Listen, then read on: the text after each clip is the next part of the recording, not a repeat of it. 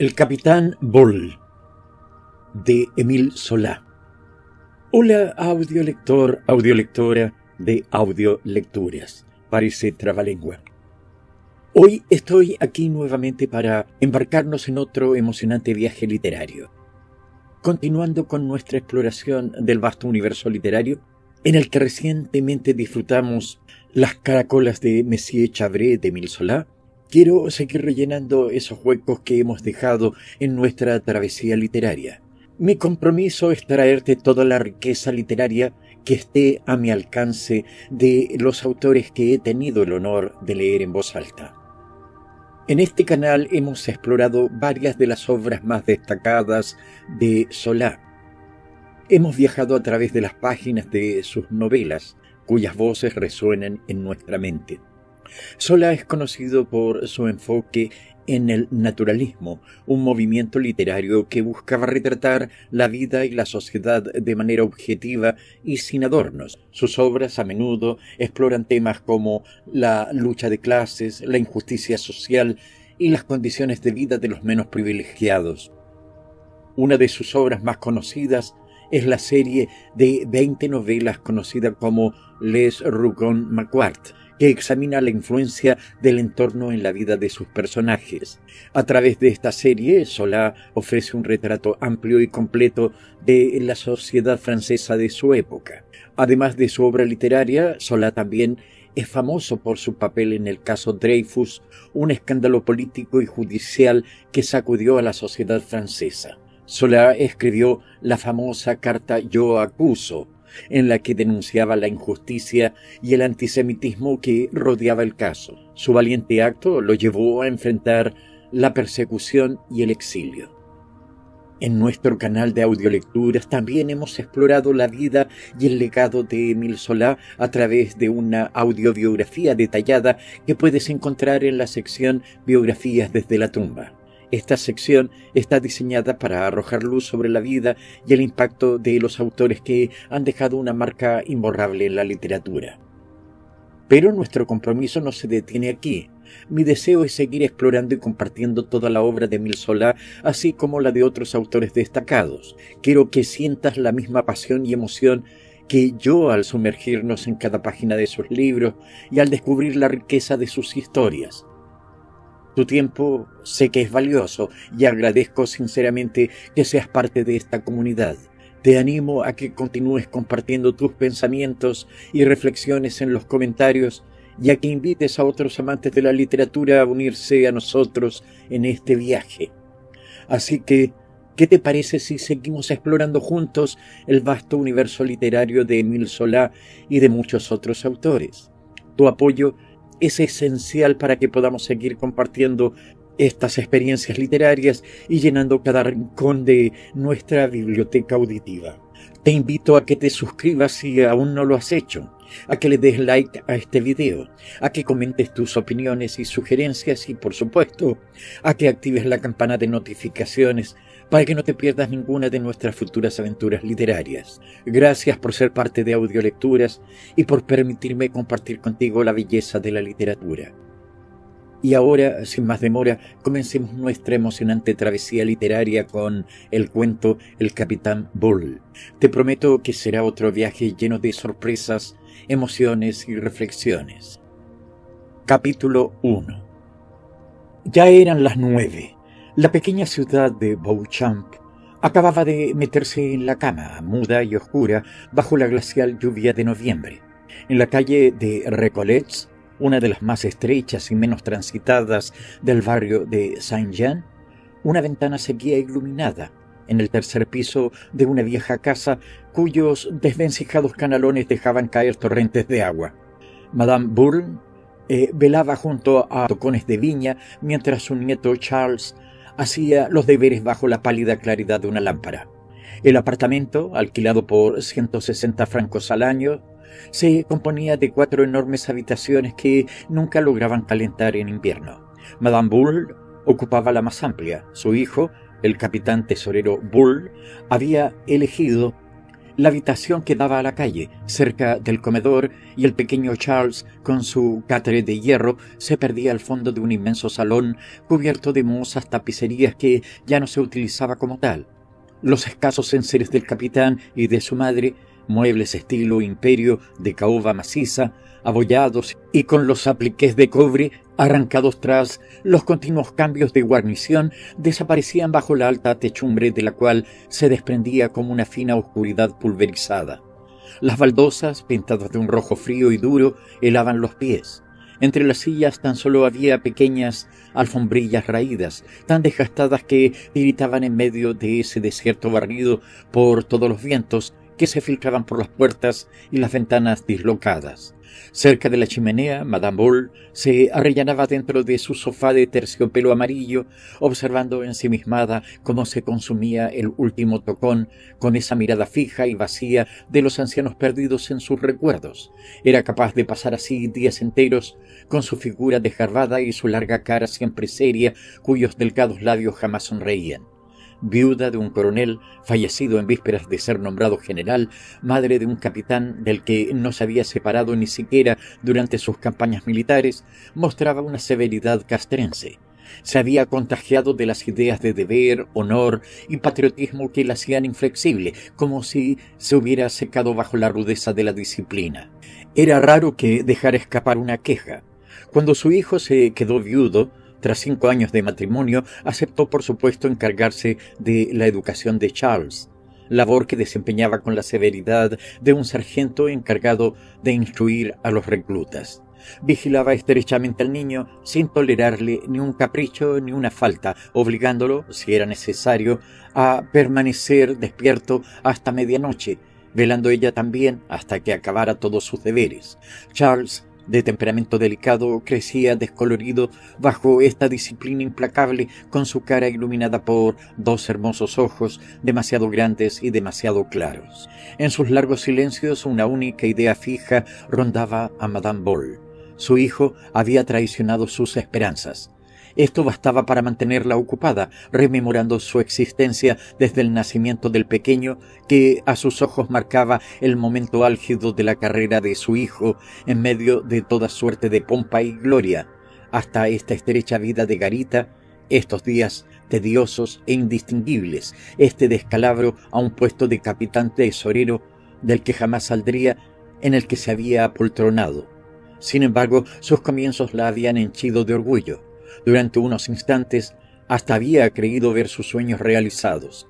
Apenas había salido su hijo de la escuela de Saint-Cyr, tuvo la oportunidad de distinguirse en la batalla de Solferino, tomando junto a un puñado de hombres toda una batería enemiga. Fue condecorado. Los periódicos comentaron su heroísmo y era conocido como uno de los soldados más bravos del ejército. Pero, poco a poco, el héroe fue engordando, hundiéndose bajo su grasa, volviéndose espeso, feliz, relajado y cobarde. En 1870 tan solo era capitán. Capturado en la primera escaramuza, regresó furioso de Alemania, jurando que jamás volvería al campo de batalla, que era una estupidez. Pero como no podía abandonar el ejército, al carecer de oficio, logró el nombramiento de capitán tesorero.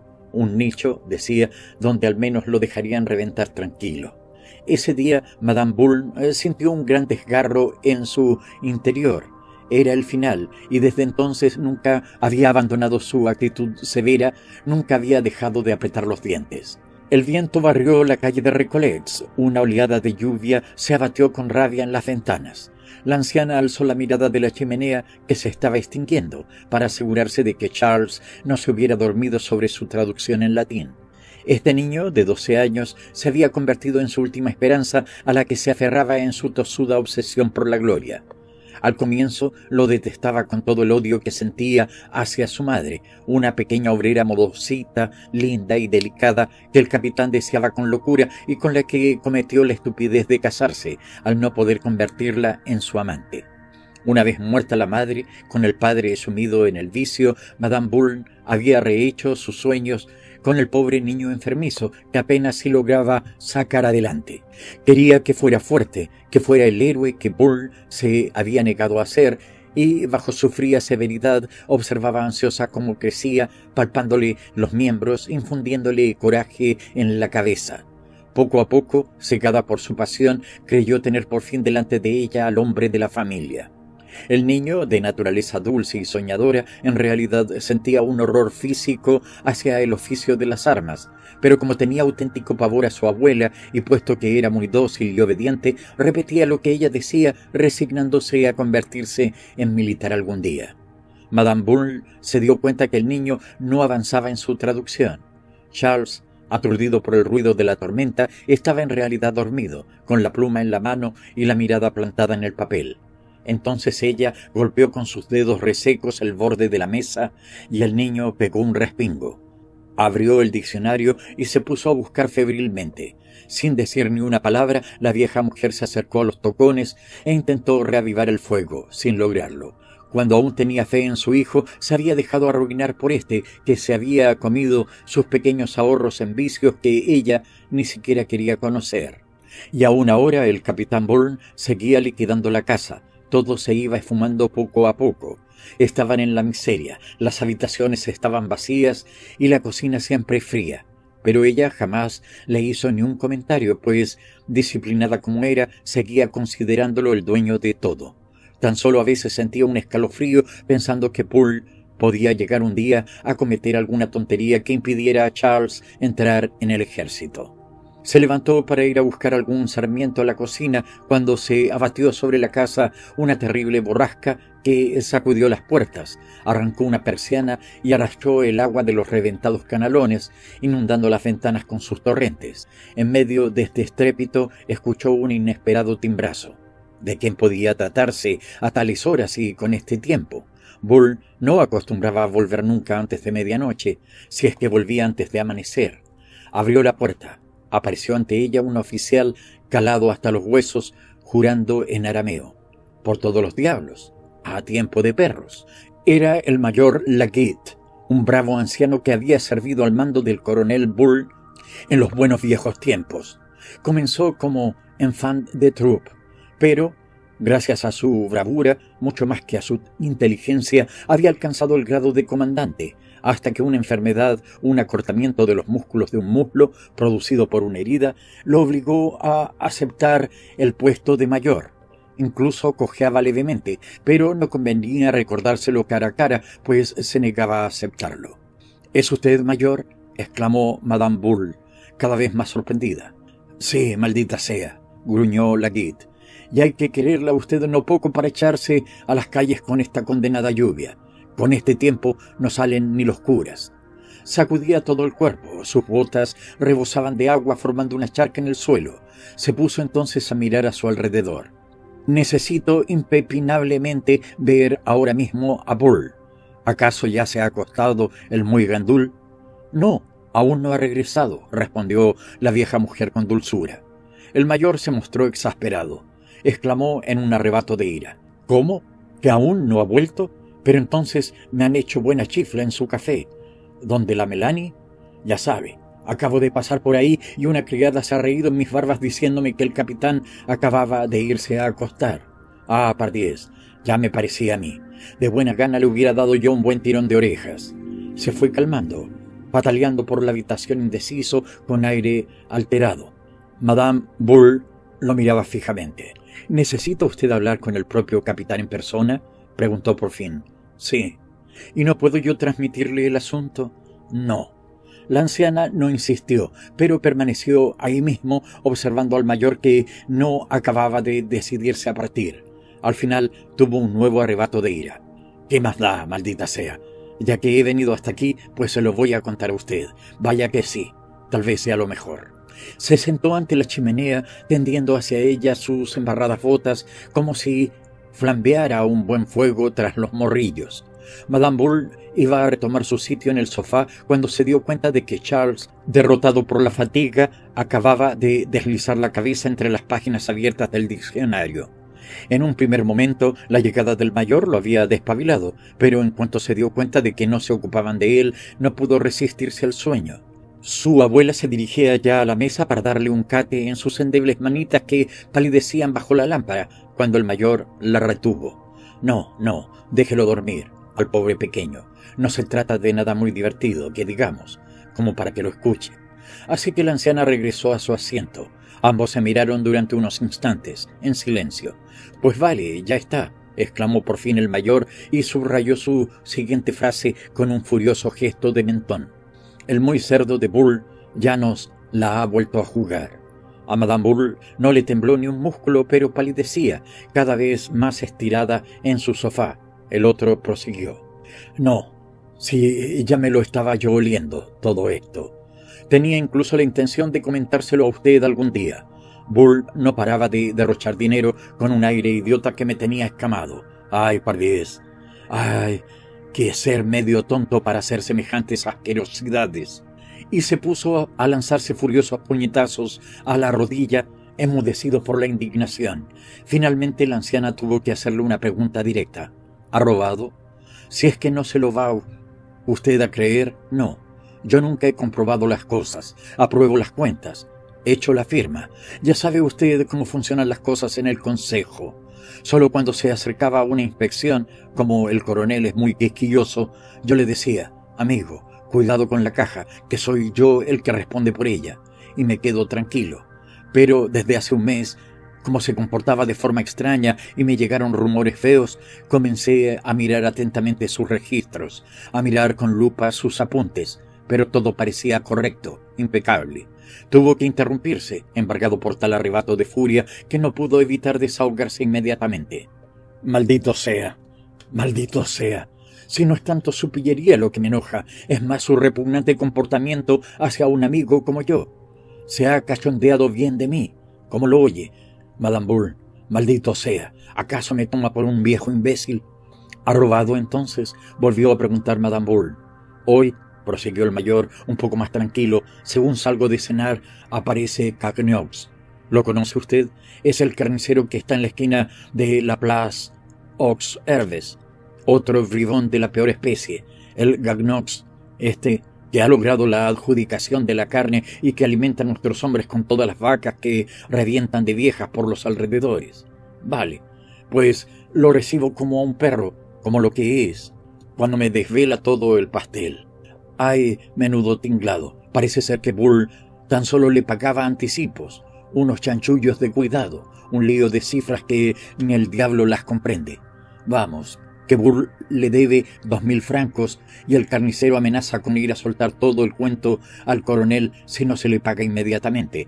Y lo peor de todo es que el muy cerdo de Bull, para liarme a mí, me entregaba cada semana un recibo falso que él mismo firmaba, directamente como Gagnox. ¿Hacerme eso a mí? ¿Esa farsa a su viejo amigo? Maldito sea 1000 veces. El mayor se alzó esgrimiendo los puños hacia el techo y se desplomó en la silla. Madame Bull se limitó a insistir. Entonces ha robado, tras lo cual, sin una sola palabra de reproche y condena hacia su hijo, añadió simplemente: «Pero no tenemos 2.000 francos, como mucho tendremos 30 ahora mismo». «Me lo temía», dijo Laguitte. «Y adivine usted a dónde ha ido a parar todo el dinero». «Pues a la Melanie, una buena lianta que tiene a Bull medio atontado». «Ay, las mujeres. Le tengo bien dicho que van a acabar con él. No sé de qué manera está hecho el muy animal. Solo tiene 5 años menos que yo y sigue desatado. Menuda naturaleza». Se produjo un nuevo silencio. La lluvia arreciaba afuera y se podía oír en la pequeña ciudad dormida el estrépito de los tubos de chimenea y de las tejas de pizarra que la ventisca estrellaba contra el adoquinado de las calles. «Venga», dijo el mayor levantándose. «De nada sirve quedarse aquí pasmado. Ya lo sabe usted todo. Me voy».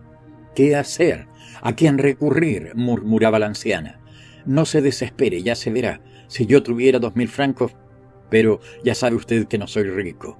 Se calló un tanto avergonzado. Él, solterón, sin mujer ni hijos, se bebía escrupulosamente su paga en coñac y absenta y perdía en el écarté lo que hubiera sobrado. Por lo general, es cierto, todo de forma muy honesta. «No pasa nada», prosiguió cuando ya se hallaba en el umbral de la salida. «Voy a husmear un poco en casa de la doncella a ver si encuentro ahí a nuestro canalla.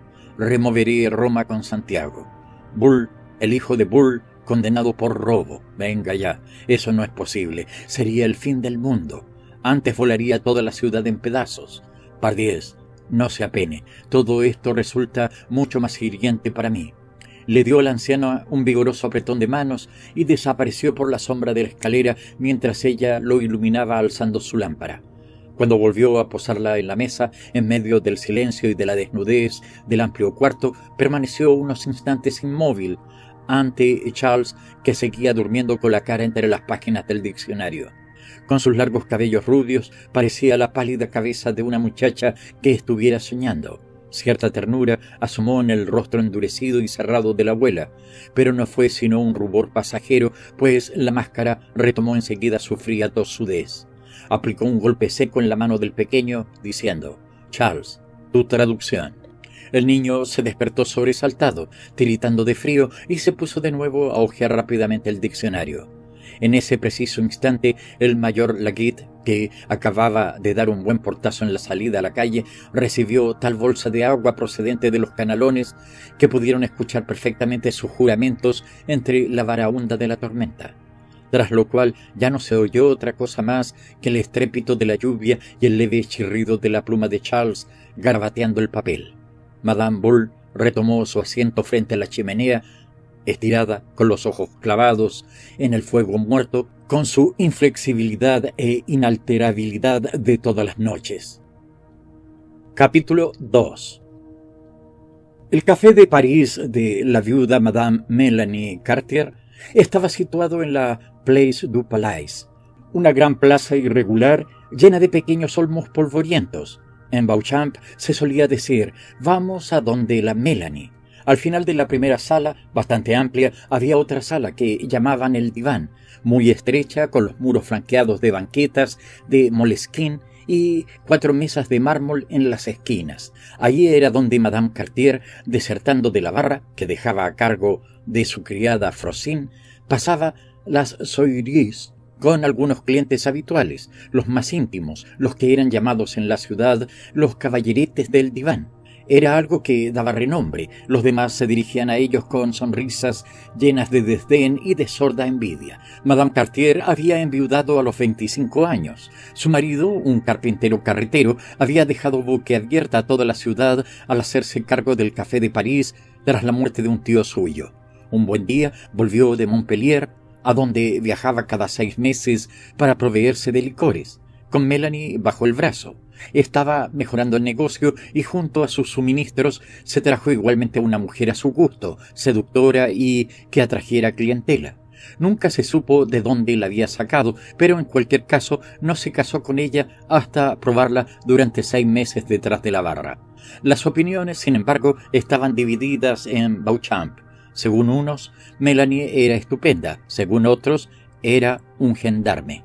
Era un mujerón, con las facciones acentuadas y un cabello fuerte que caía sobre sus cejas, pero nadie podía negar su habilidad para enredar a los hombres. Tenía unos hermosos ojos de los que abusaba, plantándolos sobre sus caballeretes, que palidecían y se sentían más ligeros. Además, se decía que tenía un cuerpo soberbio, y eso gusta mucho en el Midi. Cartier murió de una manera un tanto extraña. Se rumoreó de una pelea entre esposos, de un absceso derivado de un puntapié propinado en el vientre. En cualquier caso, Mélanie se vio de repente en apuros, pues el café no prosperaba precisamente. El carretero se había bebido en absenta y jugado al billar el dinero heredado de su tío. Durante un tiempo pareció que se iba a ver obligada a venderlo, pero le gustaba la vida de café y el lugar parecía ideal para ser regentado por una dama. Tan solo le faltaba algunos parroquianos fieles. Que la gran sala estuviera siempre vacía no le importaba demasiado. Se limitó pues a empapelar el diván con papel blanco y dorado y a renovar el molesquín de sus banquetas. El primer parroquiano a quien dar compañía fue un boticario, al que siguieron un fabricante de fideos, un abogado y un magistrado jubilado. Así que el café permaneció abierto, a pesar de que el garzón no llegaba a servir ni 20 consumiciones al día. Las autoridades toleraban el lugar porque se guardaban las formas y al fin y al cabo mucha gente respetable se hubiera visto comprometida en caso de ser cerrado. En la sala grande aún se reunían 4 o 5 pequeños rentistas del vecindario que pasaban las tardes entre partidas de dominó.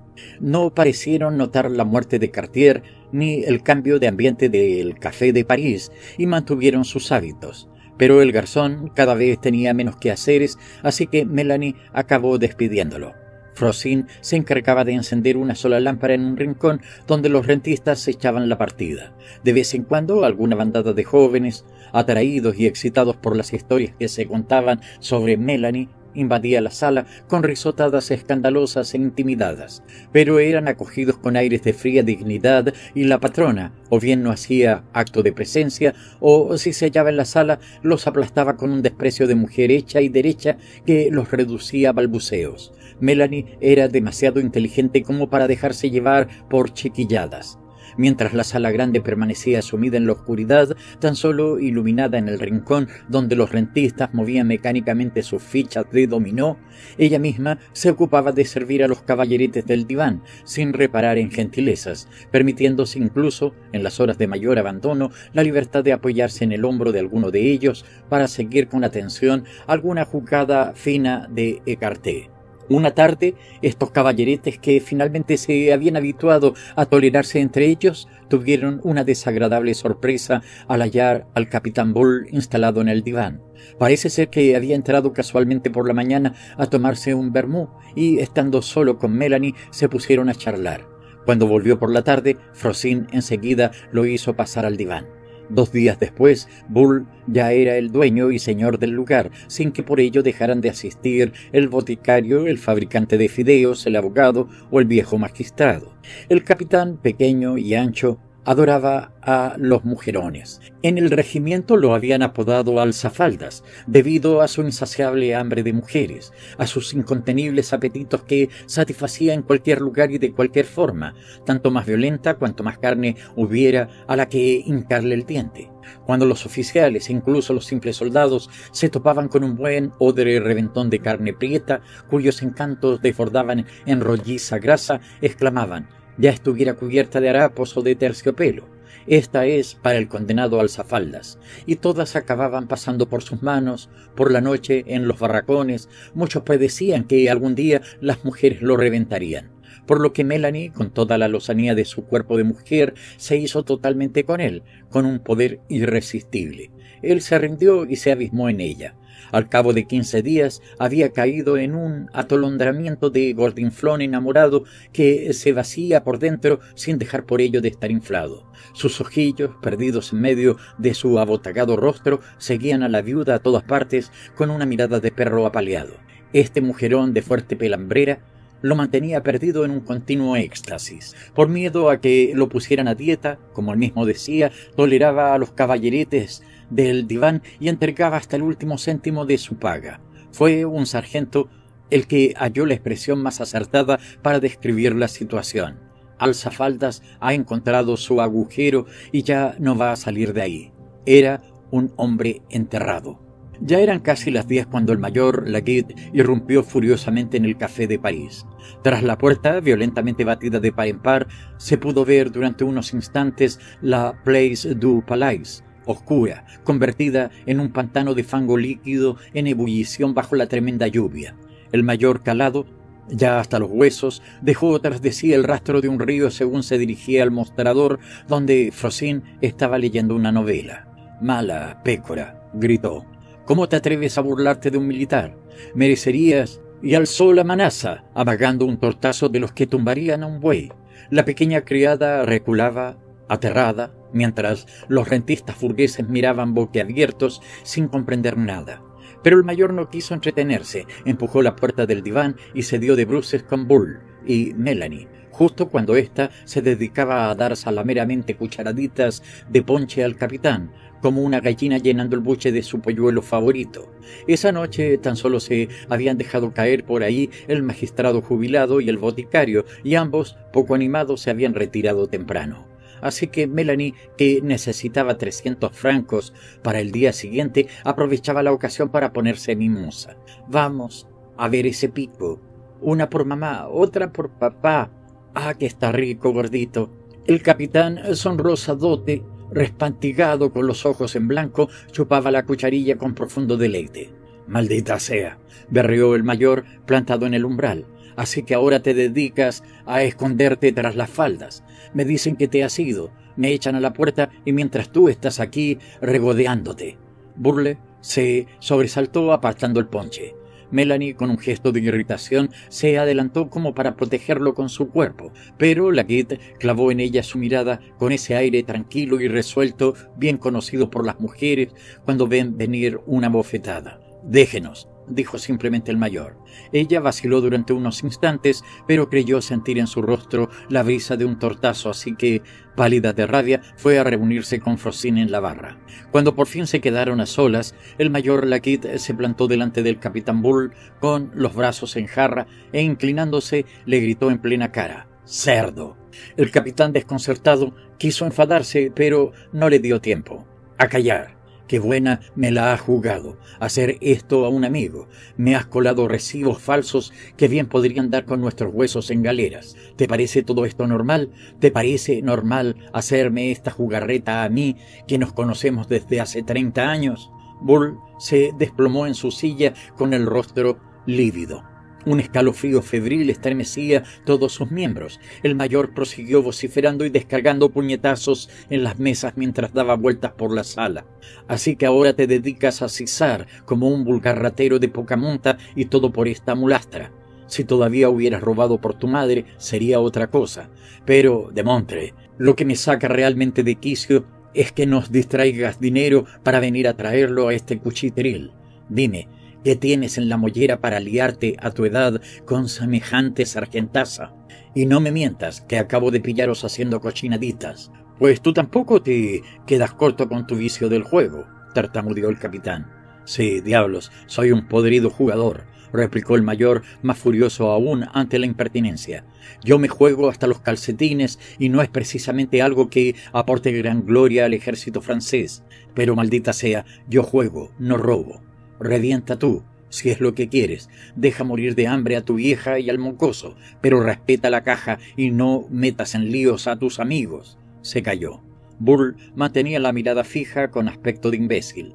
Durante un momento tan solo se oían los taconeos del mayor. «Y encima estás sin blanca», prosiguió este con enojo. «¿Qué te parecería haberte rodeado de gendarmes? ¡Ay, cretino!». Por fin se calmó y lo levantó, tomándolo por la muñeca. «Venga, ven, hay que hacer algo inmediatamente. No quiero acostarme con todo esto rondándome la cabeza. Tengo una idea». En la sala grande, Melanie hablaba muy exaltada, aunque en voz baja, con su criada. Cuando vio salir a los dos hombres, se atrevió a acercarse para decirle a Bull con tono aflautado: «¿Cómo, capitán? ¿Ya nos deja usted?» «Sí, ya se va», respondió Laguitte con brutalidad, «y estate segura que jamás volverá a poner los pies en tu sucio antro». La pequeña criada, asustada, tiró del vestido de su ama. Esta tuvo la desafortunada idea de murmurar «borrachuzo».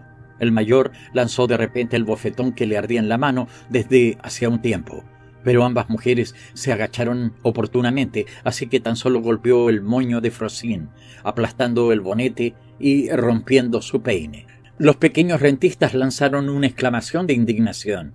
«¡Diablos! ¡Larguémonos de aquí!», dijo Laguitte, empujando a Bull a la calle. «Como me quede un rato más, me lío a tortazos con todos ahí dentro».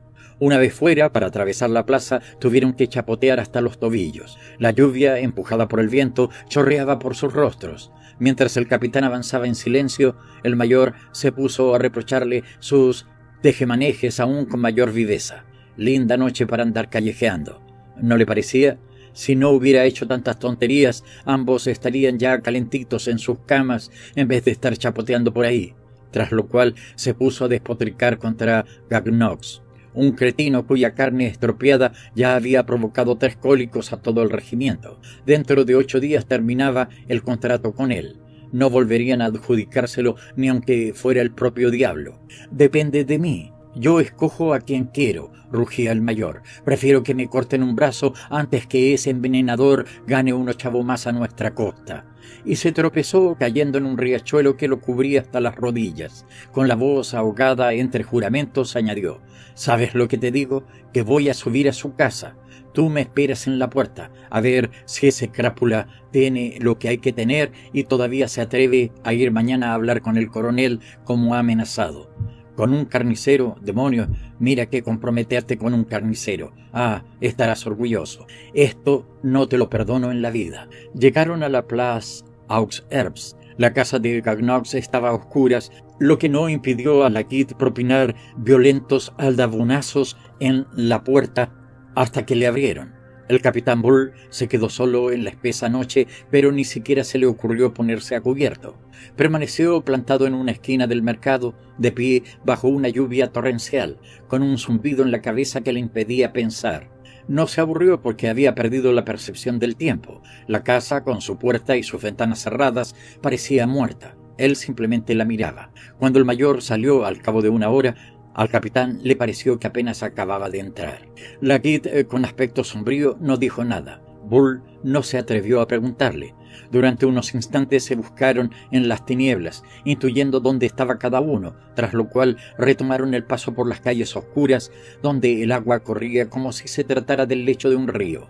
Andaban así uno junto a otro, lejanos y enmudecidos. El mayor, sumido en su silencio, ya ni siquiera lanzaba juramentos. Sin embargo, como volvieron a pasar por la Place du Palais y el Café de París seguía iluminado, palmeó el hombro de Bull diciéndole: «Como vuelvas a entrar en ese antro». «No te preocupes», respondió el capitán antes de que acabara la frase, y le tendió la mano, pero Laguitte replicó: «No.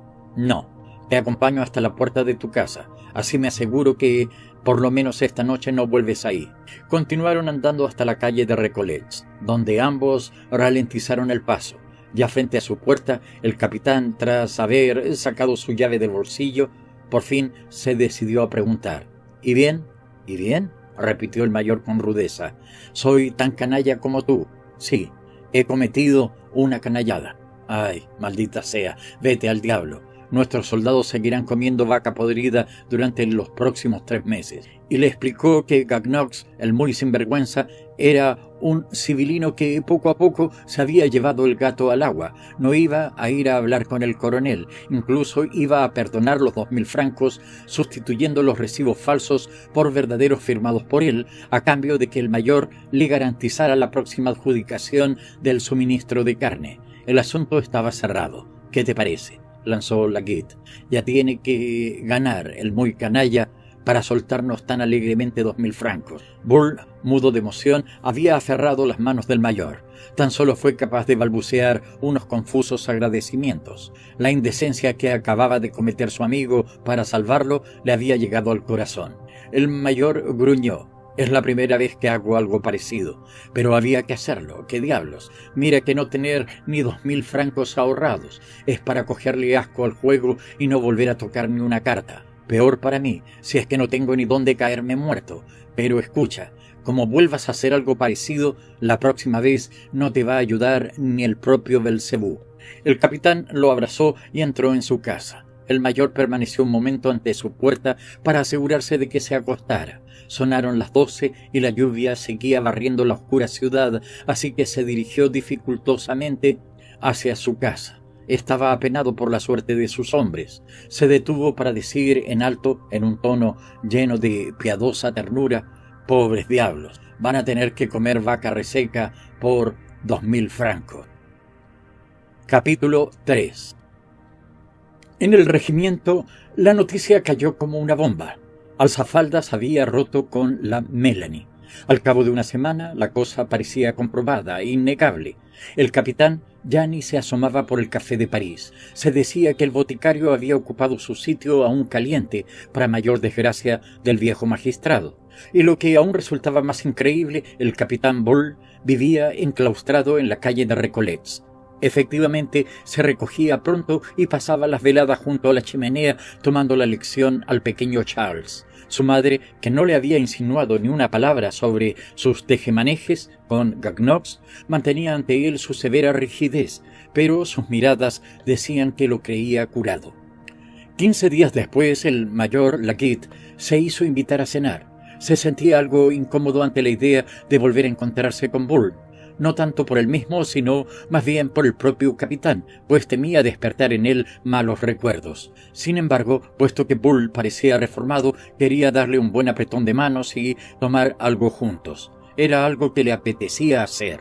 Bull estaba en su habitación cuando llegó la Guide. Fue Madame Bull la que lo recibió. Tras decir que venía a probar la sopa, añadió en voz baja: «¿Y?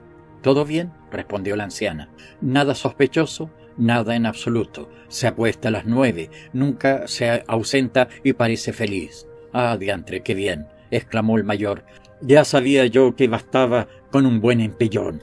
Todavía le queda corazón al muy bruto». Cuando Bull apareció, le apretó las manos hasta casi hacerle daño. Ante la chimenea, antes de ir a la mesa, charlaron tranquilamente, ponderando las plácidas alegrías hogareñas. El capitán aseguraba que no cambiaba su casa ni por un reino. Una vez que se había quitado los tirantes, puesto las pantuflas y tendido en su sofá. El mayor asentía examinándolo detenidamente. Sin duda, la vida decente no lo ayudaba precisamente a adelgazar, pues estaba aún más inflado, con los ojos hinchados y los labios reventones. Hablaba como medio adormilado, bien aposentado en sus carnes, repitiendo: «No hay como la vida en familia». «Ah, la vida en familia». «Eso está muy bien», dijo el mayor, inquieto al verlo tan apoltronado, «pero tampoco exageremos. Haz un poco de ejercicio, déjate caer de vez en cuando por algún café». «¿Un café? ¿A qué fin? Aquí tengo todo lo que necesito. No, yo prefiero quedarme en mi casita». Mientras Charles recogía sus libros, entró una criada para poner la mesa, lo que sorprendió a la Guide. «Vaya, ¿ha cogido usted a alguien?», preguntó a Madame Bull. «No me ha quedado otra», respondió ésta, suspirando. «Mis piernas ya no me aguantan y la casa estaba patas arriba. Por suerte, el viejo Cabrol me ha confiado a su hija». «¿Conoce usted a Cabrol? ¿Ese viejito que se encarga de barrer el mercado? No sabía qué hacer con Rose. La estoy enseñando un poco de cocina». La criada salió. «¿Qué edad tiene?», preguntó el mayor. «Apenas 17 años. Es tonta y sucia, pero se conforma con 10 francos al mes y no come más que sopas». Cuando Rose regresó con un montón de platos, la Guide, que no solía fijarse demasiado en las muchachas, la siguió, sin embargo, con la mirada, sorprendido de ver a una tan poco agraciada. Era pequeña, muy oscura, ligeramente jorobada, su cara era un tanto simiesca, con la nariz aplastada, una boca enorme y unas rendijas donde brillaban unos ojillos verduzcos. Una amplia riñonada y sus largos brazos le daban un aspecto muy sólido. Según volvió a salir por la sal y la pimienta, la Guide animado exclamó: «Pardiez, menudo adefesio». «Va», murmuró Bull distraídamente, «es muy dispuesta, hace todo lo que le pidas. Para lo que tiene que hacer es suficiente». La cena fue un éxito. Hubo puchero y ragú de cordero. Le pidieron a Charles que contara historietas de su colegio. Madame Bull, para demostrar lo encantador que era, le hizo varias preguntas. «¿No es cierto que quiere ser militar?». Una sonrisa se dibujaba en sus pálidos labios cuando el pequeño respondía con la sumisión asustadiza de un perrillo amaestrado: «Sí, abuela». El capitán, con los codos plantados en la mesa, mascaba pausadamente, absorto. El calor ascendía. La única lámpara que iluminaba la mesa dejaba los rincones de la amplia sala sumidos en una vaga oscuridad. Flotaba un espeso bienestar, una intimidad de personillas poco afortunadas que no cambiaban de plato todos los días y que una fuente llena de natillas servidas en el último momento resultaba suficiente para colmar de felicidad. Rose, cuyos fuertes pisotones ponían la mesa en danza mientras se afanaba detrás de los comensales, aún no había abierto la boca hasta que se plantó cerca del capitán y le preguntó con un tono ronco: «¿Monsieur va a querer queso?». «¿Eh? ¿Cómo?». Bull pegó un respingo. «Ah, sí, queso, pero coge bien el plato». Cortó un trozo de queso de Gruyère mientras la muchacha, ahí plantada, lo contemplaba desde sus rendijas. La Guide se reía. Desde el comienzo de la cena, Rose le parecía una gran fuente de diversión. Bajó el tono de voz para susurrarle al capitán al oído: «No, en serio, es pasmosa. Esa nariz y esa boca son lo nunca visto. Un día tienes que llevarla al coronel para que la vea un rato. Eso lo distraerá un poco». Su fealdad despertaba en él un entusiasmo paternal. Quería verla más de cerca. «Oye, hijita, y también yo quiero queso». Se acercó con el plato y el mayor, con el cuchillo plantado en el Gruyère, se extasiaba contemplándola, lanzando risillas al descubrir que una de las aletas de su nariz era más grande que la otra. Rose, imperturbable, se dejaba observar a la espera de que el invitado terminara de reírse. Recogió la mesa y desapareció. El capitán se quedó enseguida dormido, cerca de la chimenea, mientras el mayor y Madame Bourne charlaban. Charles había retomado sus deberes. Flotaba una enorme paz por toda la sala. Esa paz de las familias burguesas bien avenidas reunidas en torno al fuego. A las 9, Bull se despertó bostezando y declaró que iba a acostarse. Se disculpó, pero, muy a su pesar, los ojos se le cerraban. Cuando el mayor ya marchaba, media hora después, Madame Bourne buscó en vano a Rose para que lo acompañara con una lámpara hacia la salida,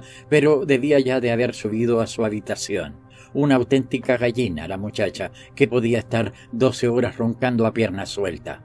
«No moleste a nadie», dijo la Guide, ya en el rellano. «No es que mis piernas sean mejores que la suya, pero con el pasamanos no me romperé nada. En fin, estimada madame, estoy feliz. Por fin se han acabado sus penurias. He estudiado detenidamente a Bull y le aseguro que no oculta ninguna triquiñuela.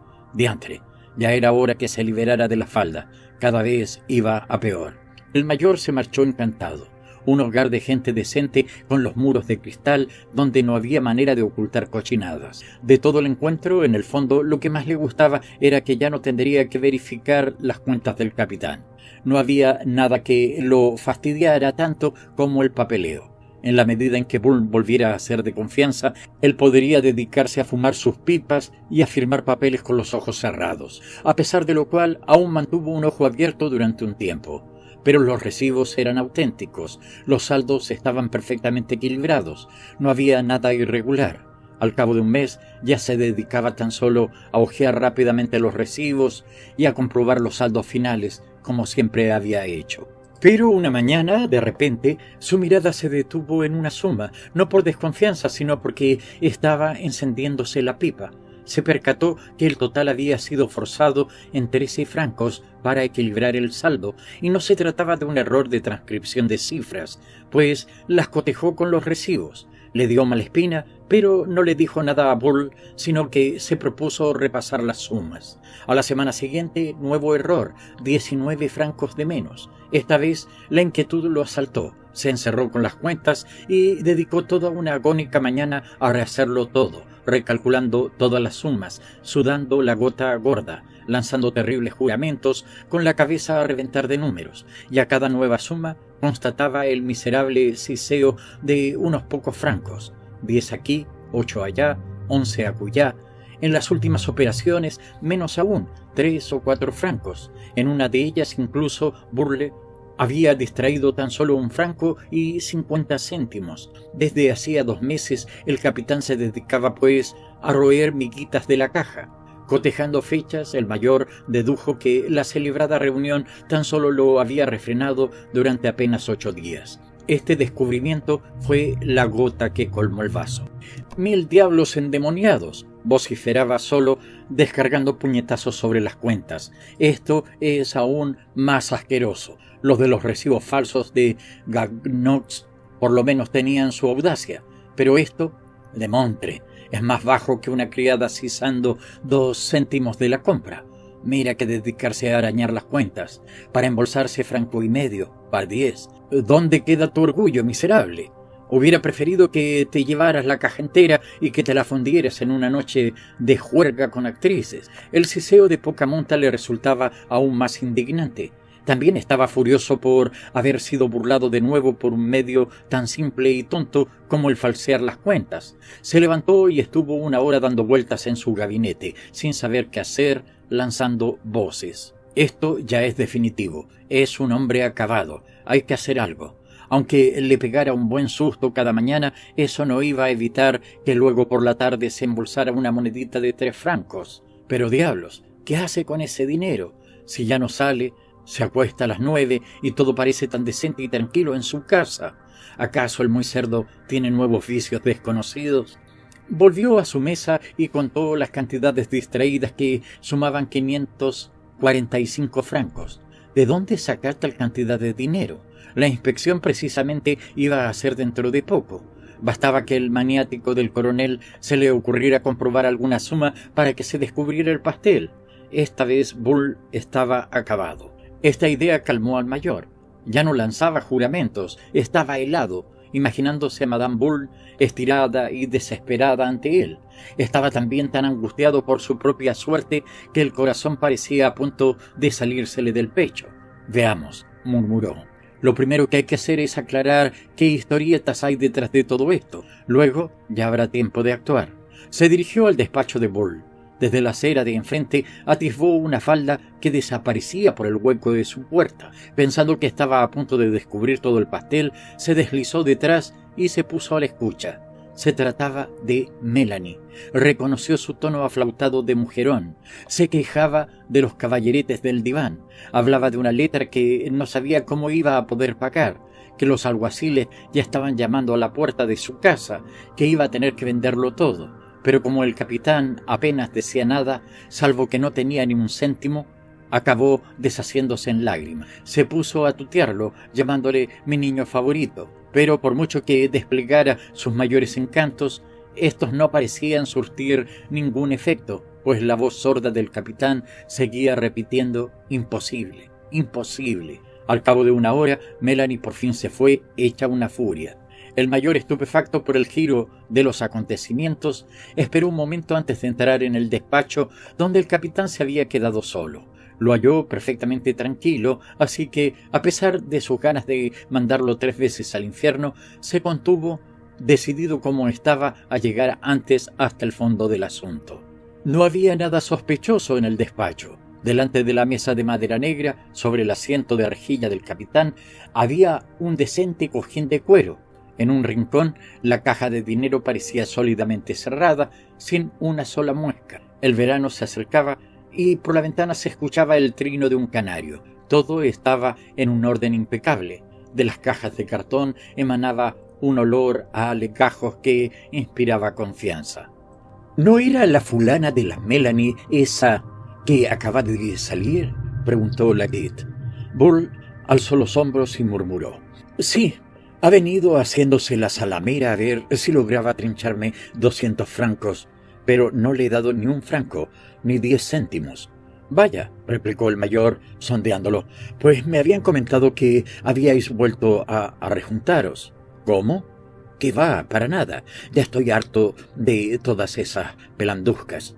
Laguet se retiró más estupefacto aún. ¿Qué había hecho, pues, con los 545 francos? ¿Acaso el muy rastrero había dejado las faldas para pasarse al vino y a la bebida? Se propuso intentar sorprender a Bull en su propia casa esa misma tarde. Tal vez pegando la hebra con él y con su madre lograra descubrir algo. Pero esa misma tarde su pierna comenzó a dolerle de una forma intolerable.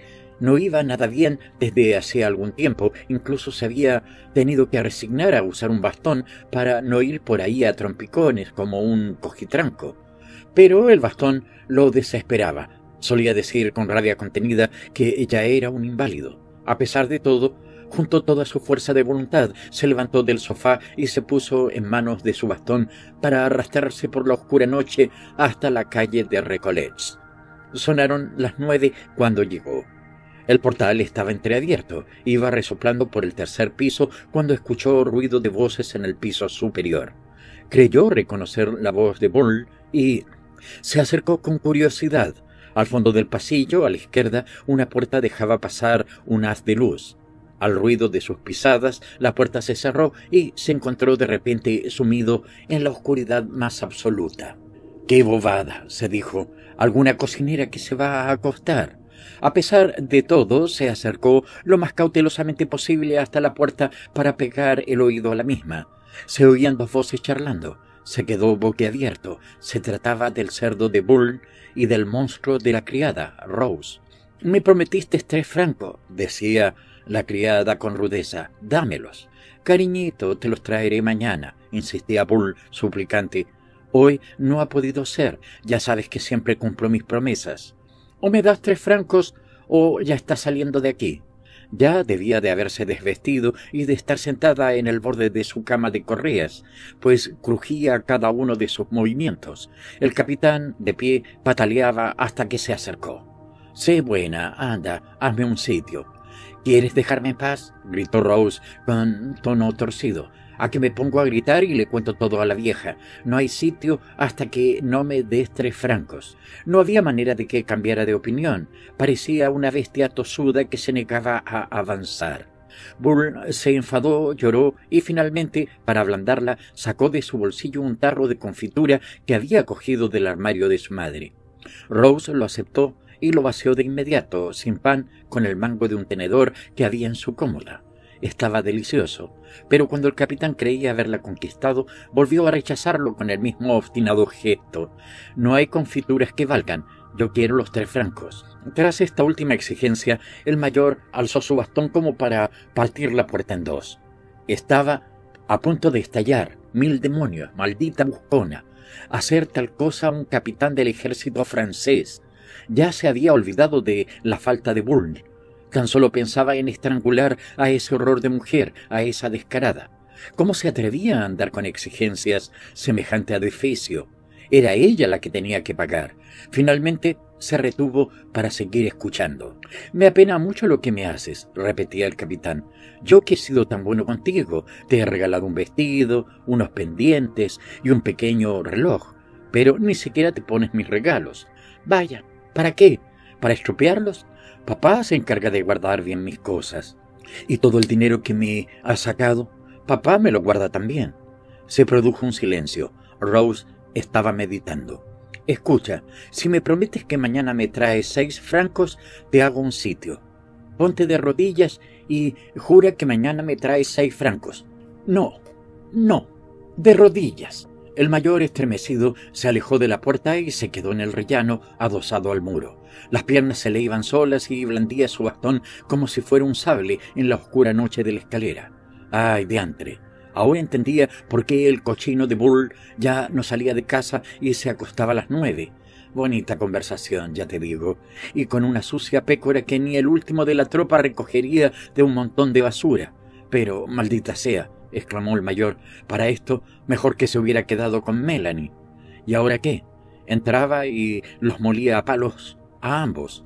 Esta fue su primera idea, pero enseguida se apiadó de la pobre anciana de la madre. Lo mejor era dejarlos con sus marranadas.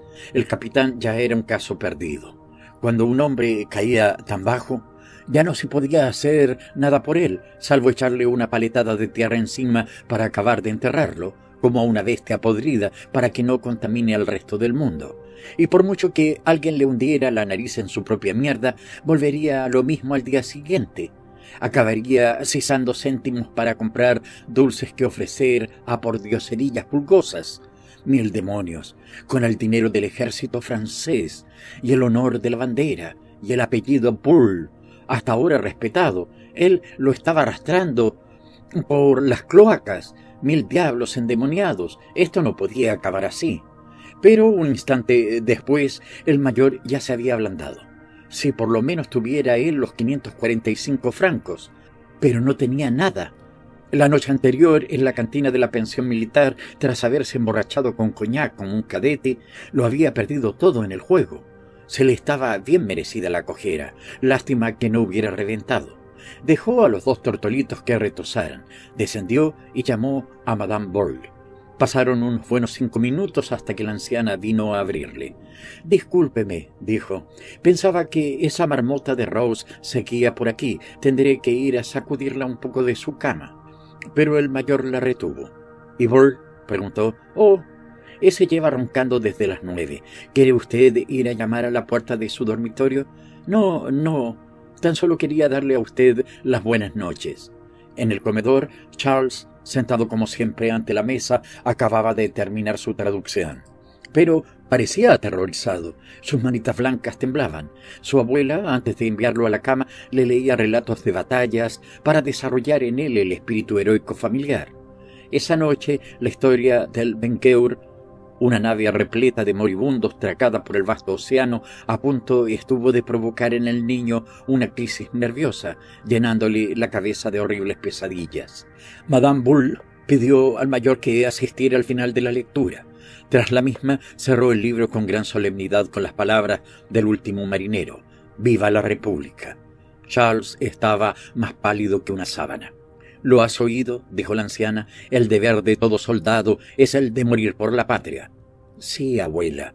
Dio un beso en la frente de Madame Bull y se fue, tembloroso, a acostarse en su enorme habitación, donde el mínimo crujido de la madera le provocaba sudores fríos. El mayor se había quedado escuchando con gravedad. Sí, diablos, el honor era el honor. No podía dejar que el cretino de Bull deshonrara a la pobre vieja y al mocoso.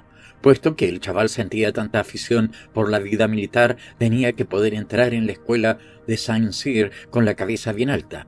Sin embargo, el mayor no acababa de decidirse a intentar un plan de lo más audaz que lo rondaba tras haber escuchado ahí arriba la historia de los 6 francos, cuando Madame Bull tomó la lámpara para acompañarlo.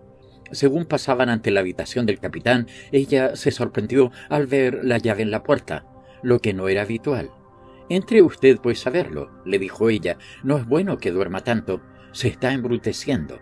Y antes de que se lo pudiera impedir, abrió la puerta y se quedó helada al hallar el dormitorio vacío. Laguitte se ruborizó, mostrándole tan avergonzado que ella lo comprendió todo de golpe, conectando 1000 pequeños detalles. Usted lo sabía, tartamudeaba. «¿Por qué no me advirtió? Dios santo, en mi casa, al lado de su hijo, con esa lavandera, con ese monstruo. Ha vuelto a robar, ¿no es así?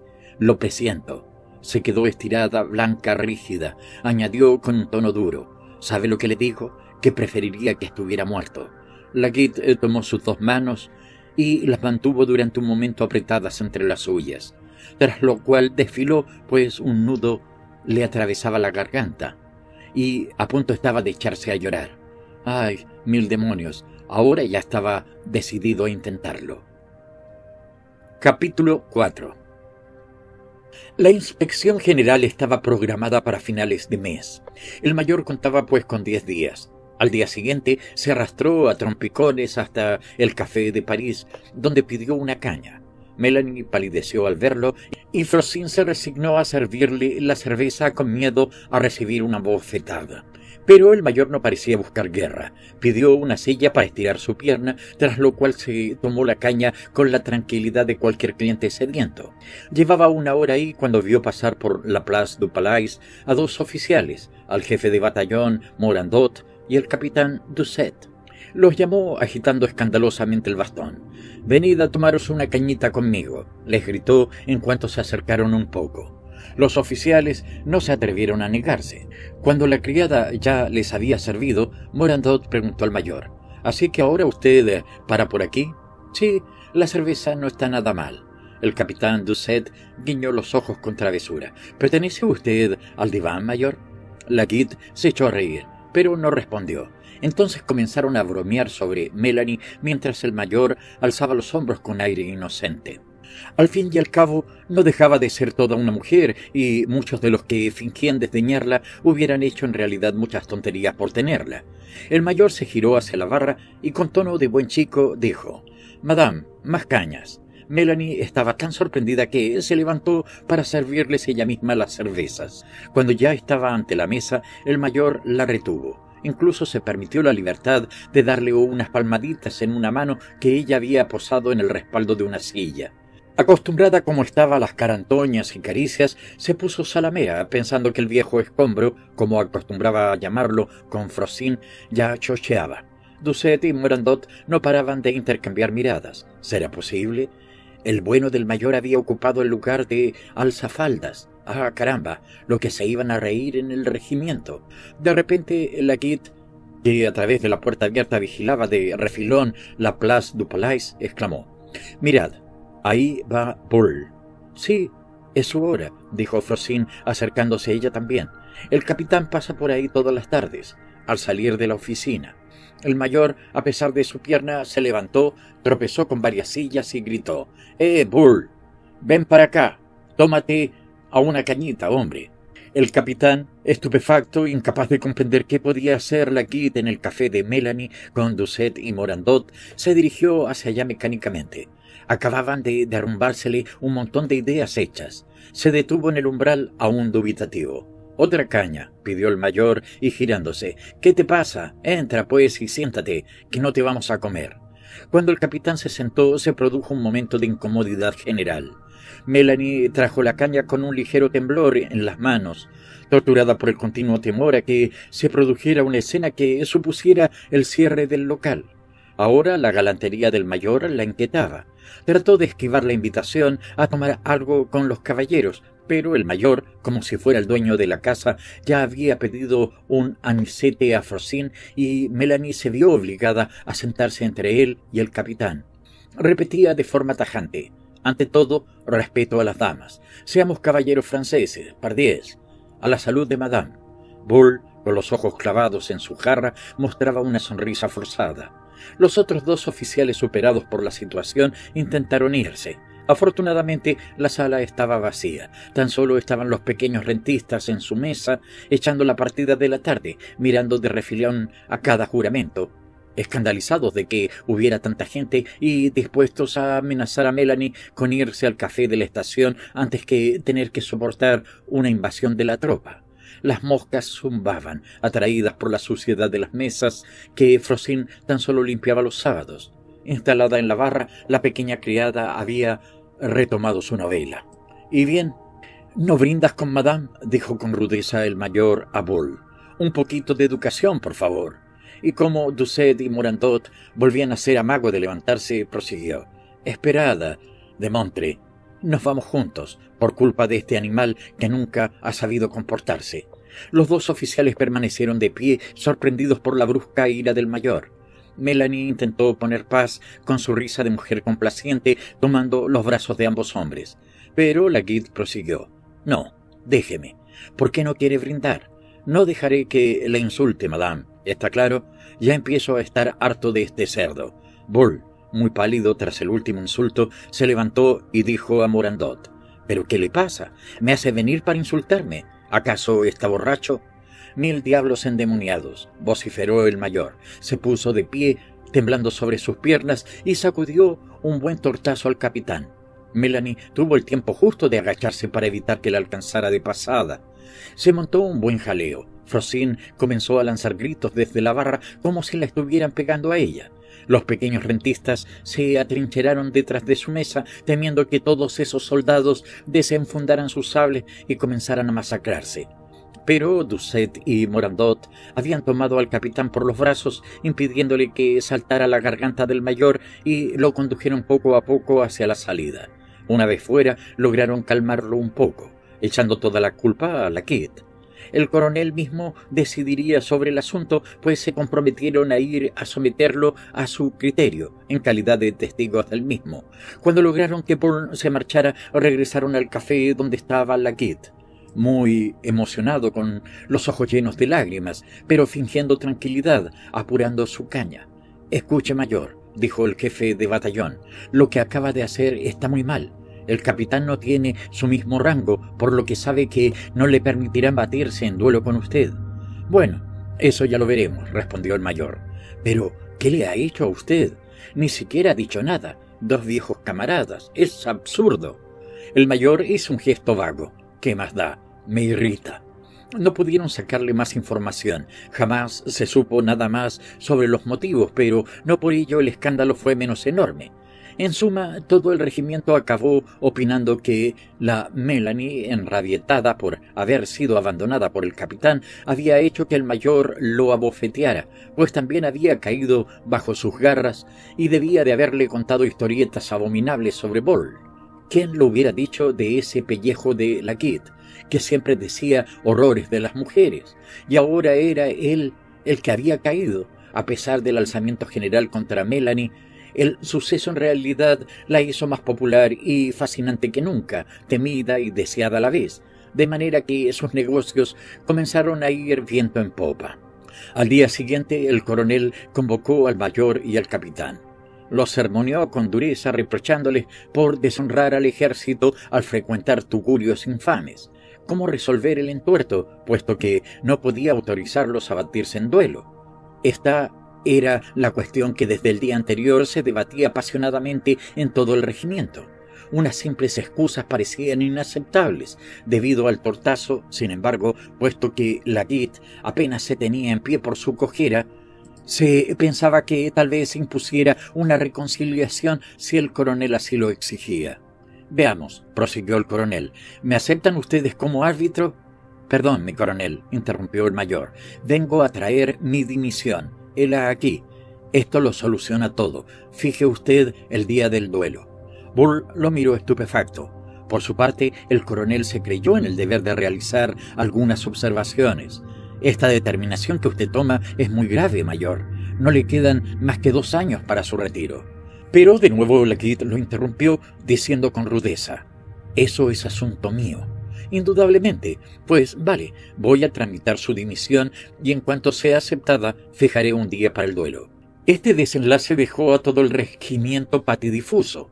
¿Qué pasaba por la cabeza del diablo del mayor como para querer rebanarse el cuello con su viejo camarada Bull? Así que se volvió a hablar de Melanie y de su imponente atractivo femenino. Todos los oficiales fantaseaban ahora con ella, encendidos ante la idea de que debía de estar muy bien para lograr que un viejo duro de pelar como Laguitte se embalara así por ella. El jefe de batallón, Morandot, coincidió con el mayor y no le ocultó sus inquietudes. Si no moría en el encuentro, ¿cómo iba a vivir? Pues carecía de fortuna y la pensión por la cruz de oficial y el dinero de su jubilación, reducido a la mitad, apenas le alcanzarían para comer.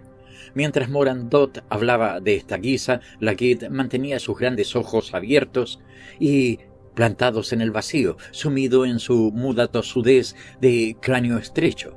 Cuando el otro le preguntó sobre su odio contra Bull, repitió su frase acompañada de un gesto vago: «Me irrita. ¿Qué más da?». Cada mañana, en la cantina de la pensión de oficiales, la primera pregunta siempre era: «¿Y bien? ¿No ha llegado ya esa dimisión?». Había gran expectativa en torno al duelo. Se debatía especialmente sobre su posible desenlace. La mayor parte pensaba que Laguitte sería ensartado en apenas 3 segundos, pues resultaba absurdo pretender batirse a su edad con una pierna paralizada que no le permitiría ni lanzarse en ataque. Pero otros hacían un gesto con la cabeza. Ciertamente, Laguitte nunca había sido ningún prodigio de inteligencia. Era incluso famoso desde hacía 2 décadas por su estupidez, pero eso no quitaba que antaño fuera uno de los mejores espadachines del regimiento. Habiendo comenzado su carrera como enfant de troupe, había logrado ganarse sus galones de jefe de batallón gracias a su bravura de hombre de sangre caliente que desdeñaba cualquier peligro. Bull, muy al contrario, era un espadachín mediocre y tenía fama de cobarde. En fin, todo estaba por ver. La emoción iba aumentando, pues la maldita dimisión no acababa de llegar. El que estaba más inquieto, más alterado, era sin duda el propio mayor. Habían pasado ya 8 días. La inspección general iba a comenzar pasado mañana, y seguía sin llegar nada. Temblaba solo ante la idea de haber abofeteado a su viejo amigo y de haber presentado su dimisión para nada, sin lograr retrasar el escándalo ni un minuto. Si moría en manos de Bull, se libraría de tener que asistir al lamentable asunto, y si era él el que mataba a Bull, como esperaba, taparían el escándalo enseguida, salvaría así el honor del ejército y el pequeño podría ingresar en Saint-Cyr. Pero, diablos, esos chupatintas del ministerio tenían que despabilarse un poco. El mayor ya no podía tenerse quieto, podía vérsele rondando por correos, acechando a las cartas, interrogando al personal de guardia del coronel. Ya no dormía, todo le daba igual, se desesperaba sobre su bastón, cojeaba horriblemente. En víspera de la inspección iba de nuevo a visitar al coronel cuando se quedó paralizado al ver, a tan solo unos pasos, a Madame Bull, que llevaba a Charles al colegio. No la había vuelto a ver y ella, por su parte, se había enclaustrado en su casa. Sintió un vahido y se apartó a un lado de la acera para dejársela entera a ella. Ninguno de los dos se saludó, lo que hizo que el niño lo mirara con ojos llenos de sorpresa. Madame Bull, fría, altiva, rozó al mayor sin inmutarse. Él, cuando ya se alejaban, los miraba con una mezcla de aturdimiento y de enternecimiento. «Diablos, ya no soy nada», gruñó, tragándose las lágrimas. Según iba a entrar en el despacho del coronel, un capitán le dijo: «Pues bien, ya está. El papel acaba de llegar». Ah, murmuró él muy pálido, y volvía a ver a la anciana alejándose con el niño cogido de la mano con su implacable rigidez. Diantre, y pensar que llevaba 8 días esperando tan ardientemente la llegada de ese trozo de papel y que ahora le revolvía por dentro todas las entrañas. El duelo tuvo lugar a la mañana del día siguiente, en el patio del cuartel, detrás de un murete. Corría un aire vivificador bajo un reluciente sol. Casi tuvieron que llevar en brazos a la Kidd. Llegó apoyándose en el hombro de uno de sus testigos y en su bastón. Bull, con el rostro inflado y amarillento, parecía dormir de pie, como quien no ha pecado ojo durante la noche de bodas. Nadie intercambió ni una palabra. Todos querían que el asunto terminara cuanto antes. Fue el capitán Doucet, uno de los testigos, el que dio la señal de comienzo. Retrocedió y dijo: «Caballeros, adelante». Bull atacó enseguida con la idea de tantear a la Kidd y saber qué esperar de la situación. Desde hacía 10 días este asunto se había convertido en una pesadilla absurda para él. Estaba casi totalmente perdido. Algún atisbo de sospecha lo rondaba a veces, pero lo descartaba enseguida con un escalofrío, pues era a la muerte a lo que se enfrentaba y se negaba a creer que un amigo pudiera jugarle esta mala pasada para intentar arreglarlo todo. Por otro lado, la horrible cojera de la Kidd le daba un poco de aliento. Lo heriría en el hombro y asunto terminado. Durante un par de minutos sus hierros se cruzaron con el típico chasquido metálico. De repente el capitán hizo un quiebro y lanzó un ataque. Pero el mayor, recuperando su muñeca de antaño, hizo una terrible parada de quinta. Si hubiera contraatacado, el capitán hubiera resultado ensartado de parte a parte. Este retrocedió precipitadamente, lívido, sintiéndose en manos de su rival, que acababa de perdonarle la vida, por el momento. Ahora lo entendía, se trataba efectivamente de una ejecución. Sin embargo, la Kidd, plantado sobre sus piernas lisiadas, esperaba como una estatua de piedra. Los dos adversarios se observaron en silencio. En los ojos enturbiados de Bull apareció una súplica, un ruego de gracia. Ya sabía por qué iba a morir, y como un niño juraba que nunca lo volvería a hacer. Pero la mirada del mayor permaneció implacable. El honor era el dueño de la misma y asfixiaba toda su ternura de buen hombre. «Acabemos», murmuró entre dientes.